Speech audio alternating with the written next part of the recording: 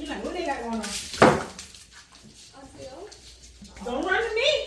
Well, you know, I just felt the need to talk to Carrie and have a little conversation with her. I don't understand really how she got so. Come here. Don't go back there. You know what it is? You hide from them. Honestly, that mom, I feel vindicated. Oh, you gave her a kiss. He had it. You said, I don't want no parts of that. Girl, he's shaking. No chewing. How dare you?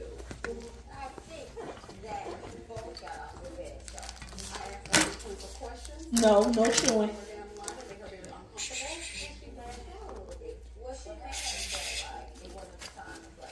Because it was my party. Honey, y'all know what two parties of mine. Y'all know what two parties of mine. You gonna play the baby number? Okay, it's extremely important. How you gonna come stand in the way then?